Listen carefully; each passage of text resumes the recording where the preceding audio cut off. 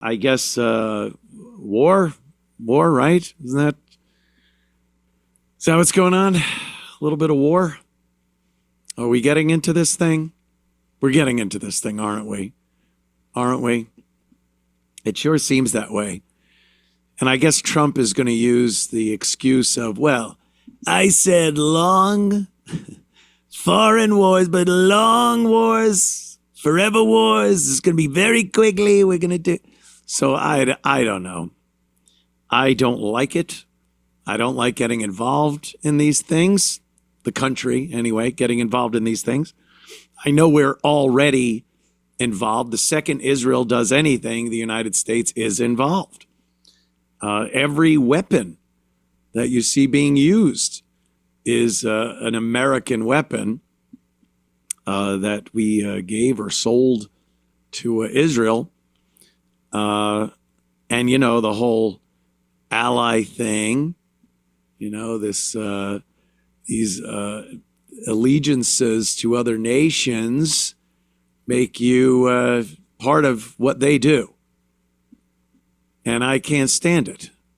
Can't stand that. That's the stuff that got everybody involved in both world wars. These alliances, you know, you fuck with them, well, you're fucking with us. And that's what causes so many wars. And causes wars to get completely out of proportion. Because if you just let the players duke it out, war will end at some point. One side is going to start losing. And they'll make concessions or want peace or something. That's how wars should work. But in our world, we have alliances. So when one side starts losing, another country jumps in and they start doing it. And it just perpetuates the wars. And that's kind of what we're seeing. I don't know if anyone's jumping in to help Iran. Iran, as they say. I grew up hearing Iran. That was it. Iran. And now it's Iran. Do you remember when Muslims were Muslims? Was it Muslims? Muslims. That was it. Back when I was a kid, it's like, yeah, those Muslims. And then it's like Muslim. And yeah. So now it's Iran. And no one seems to be on their side. I think Russia's pulling out. Russia even said something like, yeah, we don't have anything to do with them. We've cut all ties with Tehran, and that's about that. And I kind of said yesterday about how Iran is the last kind of Stone Age, shunned by the world country in the Middle East.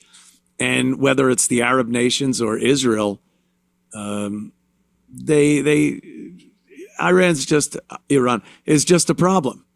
It's just a problem for everybody. That's what I'm saying the Middle East is thinking, including Israel and other things, you know, Jordan. Hi, this is Anthony Cumia. And hello, I am Gavin McInnes. Together, we're Compound Censored. And we'd like you to subscribe to our network that has more fantastic content you could shake a stick at. Use this promo code for a one-time super offer. Do it. It's uncensored and oh so entertaining. Jordan, which borders Israel and is in between these missiles that are flying back and forth, shot down a couple of missiles that were headed toward Israel. And years ago, you would have never seen an Arab nation taking sides with Israel against any Arab nation, regardless of what their religion or their leadership was. And that's kind of what we're seeing here. It seems like everyone in the Middle East just wants Iran gone and under new management so they could do business with it. You know, you get rid of all that. Maybe the new Shah of Iran comes back, just like the old one. It's his son, actually. I think he was giving a speech today. Remember the Shah of Iran back in the 70s? Yeah, he was kind of installed in there by the United States and Western powers. And then the people, because the people in Iran are mental patients, they get something and then they don't like it. And then they change it and then they don't like it. And then they change it again. It just goes on and on. So the Shah of Iran was, that guy right there. There he is, the Shah. You know what he called me? The Shah of Iran. So the Shah, he got deposed when the Ayatollah took over in the 70s. And he lived in exile until he died of horrible cancer. A horrible death from cancer. There he is. Look at this guy. That was pretty funny. They called him the Shah. Phil. Old Philly. So his son has been living in exile and still claims to be the crown prince of Iran. And he's starting to chime in and chirp. He's chirping about going back there and taking his seat on the throne and becoming king shit. But I haven't heard a hide nor hair of this guy. I didn't even know that the Shah of Iran from the 70s had kids. They were adults and claim the throne of Iran to themselves. They've never tried to get it back. I've never seen, them go in there and try to rally the troops. But now that Tehran is getting the shit beat out of it, and God knows how the rest of the country will react to Tehran being beaten up pretty badly. And I know Tel Aviv is taking a beating too, but it really kind of looks like Israel has got the upper hand in this one. While Iran is doing some severe damage to Tel Aviv, I don't think it's as bad as Tehran is getting from Israel. So, the rest of the country looks at the leadership and it's your capital and it's getting the shit beat out of it. And they lose confidence when you find out most of your leadership has been blown up. They lose a little confidence. I think a lot of the general population of Iran never wanted this. They never wanted this Ayatollah, Communication, worldwide communication, the ability to see what goes on in other countries, that really rocks a general population of a country. You're told things by your leadership, and you're told that things are a certain way, and you have nothing to base it on, so you believe it, and you live your life that way. And then when you get all this information, and you get to see what's really going on out there, the people start to revolt. I mean, that's why your dictatorships, your real dictatorships, not what the left says Trump is, your real dictatorships try their damnedest to keep any information about the outside world from getting into their country. We see it with Kim Jong-un in North Korea. If you're caught with even a Western DVD of a movie, you can be imprisoned for that. So they don't want any of that coming in. And you have to ask yourself why. And the obvious reason is, well, if the people find out what's really going on, they'll realize I was lying and realize there's a lot of good going on in the world that I'm not partaking in because we have this leader that wants to be king. And I think that's the way it's been in Iran for quite some time now. And there has been dissent over the course of the years.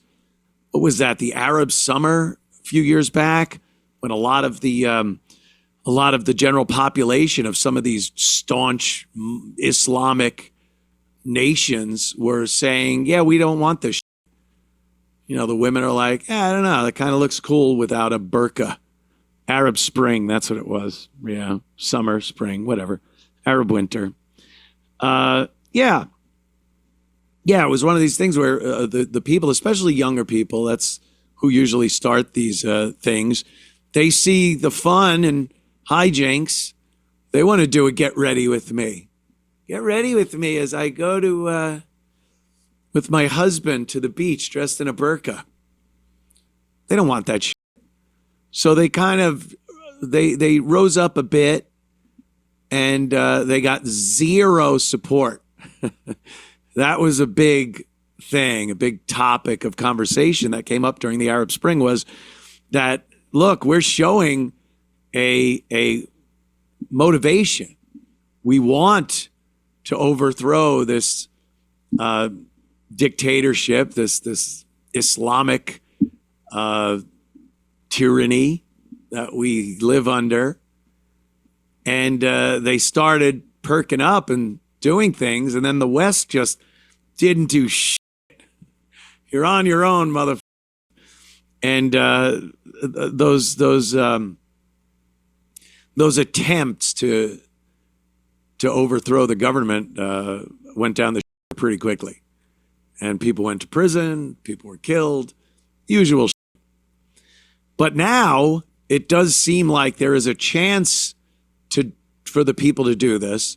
And again, I'm not saying what I believe is good or bad. I don't know.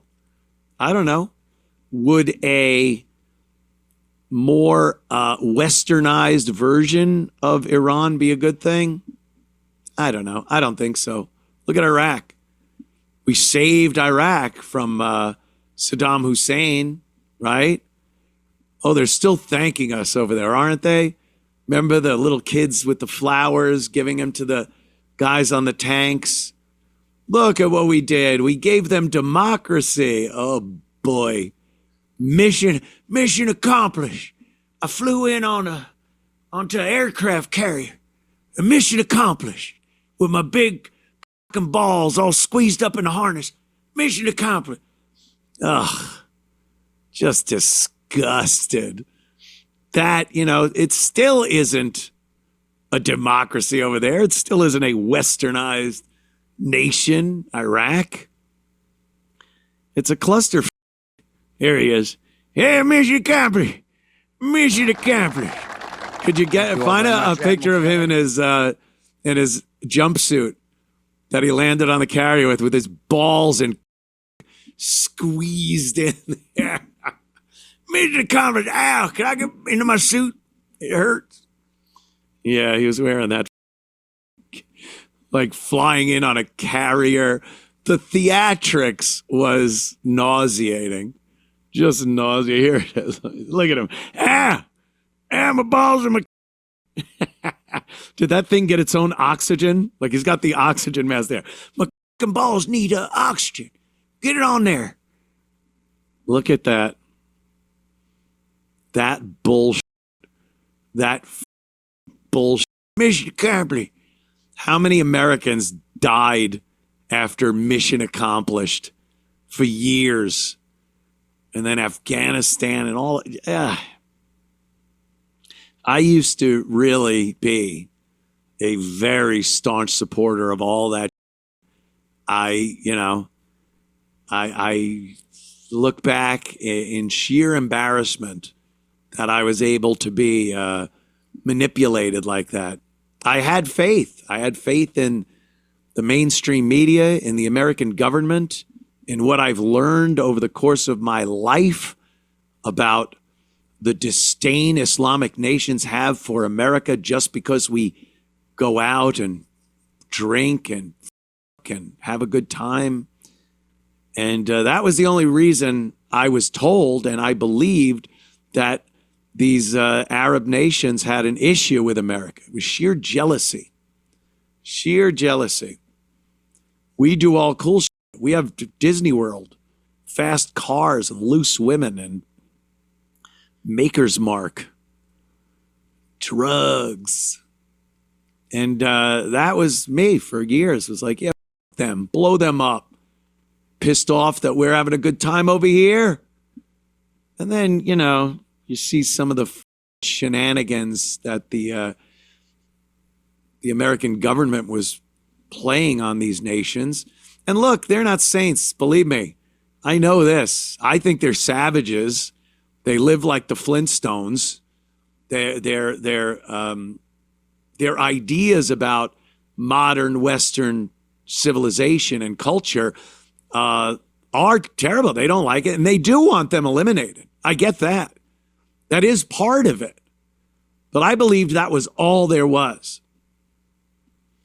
And you're very hard pressed when you're raised in that environment, the environment of the United States, and having the news and media telling you that this is the reason why, and you believe it, and then you realize that maybe it wasn't. They weren't being totally honest with us, were they? But I believed it, and I was gung ho for the first Gulf War, the George H.W. Gulf War, then the George W. Gulf War. Gung ho, loved it. It was fun to watch. Turn on CNN and you're seeing airstrikes and press conferences with the Department of the Secretary of Defense, and yeah, we got Saddam. We're chasing Saddam, and we're not going to stop until he's gone. Remember that guy? What was his name? Rumsfeld. Yeah, and the other guy, who was the general? Schwarzkopf, General Schwarzkopf. I'm now going to show you the luckiest man in Iraq. And then a car drives across a bridge right after he drives across, a missile blows the bridge up, and we're home going, yeah, mother, check out your rear view, you towel head. We were all psyched for it. Let's be honest. Let's be honest that we were not being told honestly about what was really going on. And then we watched, there's the other guy, another general, black dude, just recently died. Colin Powell. Yeah, Powell, Colin Powell. Thank you, sir. Colin Powell with his stick and the chart, the map, and all the dots on it. And he's like, these are mobile trucks. These are trucks that are creating chemical and biological warfare things, and they're driving, and everyone went, oh, what? Well, we have to go in there and blow those up. Can't have a biological Mr. Softy truck driving around. Yeah, there he is, Colin Powell. This guy, nice comb over, dude. Nice comb over. That's like a movie comb over when you want some greasy bag guy. That's like the comb over of the guy that, the Colombian that was supposed to trade money for coke in Scarface. That's what he looks like. And you just looked and went, uh-oh, there's going to be trouble. Yeah.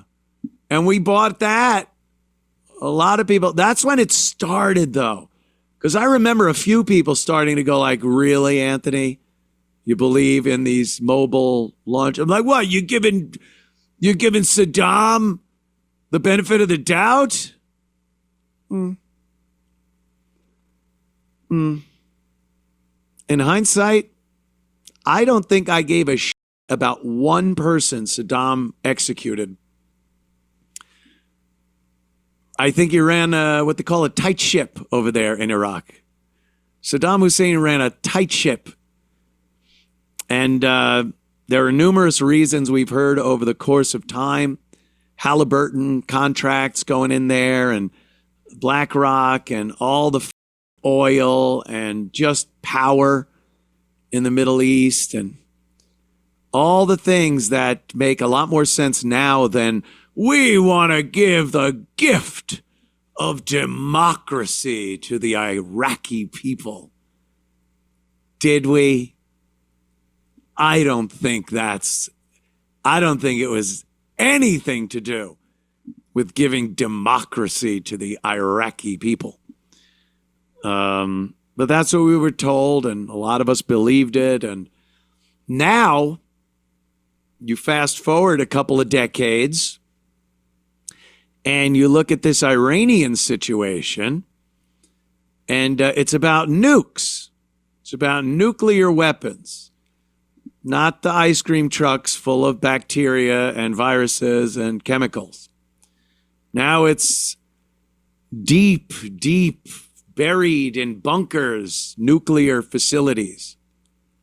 And they just found one, too. That's weird. All these years of keeping an eye on Iran, all those years, every country in the world putting Iran under a microscope and knowing that they were attempting to enrich uranium for the purpose of making atomic bombs. And Netanyahu just said they have enough enriched uranium for 6 atomic bombs. Not 7, not 5. He knew 6, which leads me to believe that the intelligence was pretty sharp, be able to know that when Iran, they're hiding all of this from the world since the last nuclear deal fell apart. And then Israel's bombing Tehran, Tehran's bombing Tel Aviv, and the United States is going, well, we're just going to sit back and watch this. We don't want to get involved in another war. And everyone's like, good. Come on, Trump, don't f this up. You ran on no foreign wars. And there were a lot of people saying it doesn't matter, that our government is run by Israel and they run the president, and there's no president, even Trump, that can say no to Israel when it comes to joining in the festivities of blowing up a Middle Eastern nation. So we're like going, okay, well, Trump seems to want to just sit back and watch this. And then lo and behold, out of nowhere, they find another nuclear lab buried very deep beneath the sandy grounds of Iran. So deep, as a matter of fact, that Israel does not have the capability, the bunker-busting bombs and the B-1s to carry the bunker-busting bombs to these nuclear sites and penetrate the ground and the bunker and blow them up. All of a sudden, they found this. So now it seems like it is imperative to prevent Iran from getting nuclear weapons to fly American planes, drop American bunker buster bombs into an Iranian facility. Does that count as getting involved in a war? I think it does. I say it does. God forbid one of these planes gets shot down. I know the chances are very slim. I don't think Iran has the capability of even hitting a plane that's flying in the air with anything right now. I think they're literally using like the old school World War II, the anti-aircraft. So the idea that they might hit a B-1 bomber is pretty out of the question. But hey, mechanical failures, things can happen. A lucky shot. And what then? What then if Iran has a couple of airmen, American airmen as prisoners? I mean, it just escalates. And our involvement escalates. And I seriously think that a lot of the people that voted for Trump did not want any involvement in any war unless it directly, and I mean directly, affects the United States of America. Like the war at the southern border. I think that was a great idea. Put troops down there. Keep the Mexican illegals from crossing the border. And now border crossings are statistically zero. statistically speaking, plus or minus 3%. But that was a great use of our military to prevent harm, direct harm to our nation. Iran might get an atom bomb at some point, and they have to be bombed into further back into the Stone Age than they are already. I think if Israel wants to do that, that's what they're doing, and they can do it. Go ahead. I don't give a who Israel bombs. I got to be honest with you. I don't give a I don't live in Israel. I don't know what it's like for Israeli people. I assume when you go to bed in Tel Aviv at night, you're probably fearful that Iran might have a nuclear weapon and drop it on you. I'll tell you one thing. I know damn well Iran is incapable of firing a missile and having it hit Greenville, South Carolina. So why do I give a They're our allies. Yeah, I don't care. We shouldn't be involved. But if Israel wants to do that, have fun. Blow the shit out of them. I watch every night. I watch all the missiles, and hypersonic missiles are great. The big dumb missiles that just fly over and blow something up. I'm a fan. I'm watching. Do I want us involved in any way, shape, or form? No. No, I don't. I do not. So it seems to be escalating. And I think Trump, while, you could listen to both sides and listen to the Trump supporters say they won't support Trump if he gets involved. That's kind of important, I think. But I think you're listening to extremes on both sides. If Trump gets involved in this, I am gonna disavow my vote for him and apologize and self-flagellate because I was wrong. And hey, politicians, they say things to get elected. They get elected, and then they don't do what they said. It's not just Trump, it's everybody. And Trump's got a pretty good record so far of doing what he said he was going to do, doing what I voted for. One of the things I did vote for were no foreign wars, so I don't want to see it. If it happens, it happens. And it will be bad. I think it'll be bad for Trump. My support for Trump will still be there based on what's happened here in our country. But I'll be pissed about it, and I would hope that everyone would let it be known that they're not happy with it. We'll see what happens. Look, nothing's happened as of yet.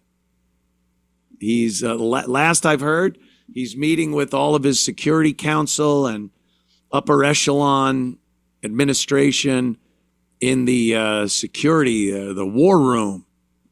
A war room.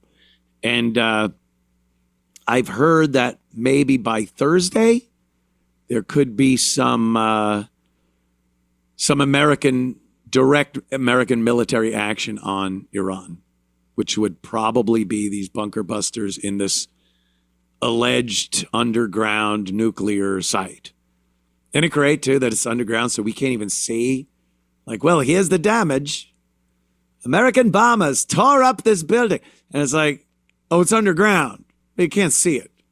Oh, believe me, though, it is blown up down there. Trust me. Oh, trust me. Like mission accomplished. Mission accomplished. I'll trust you like mission accomplished. And so, yeah, I've lost some faith. Lost some faith, as it were, in what's going on with our government. It hasn't been a quick thing. It's not like overnight. It's taking some time.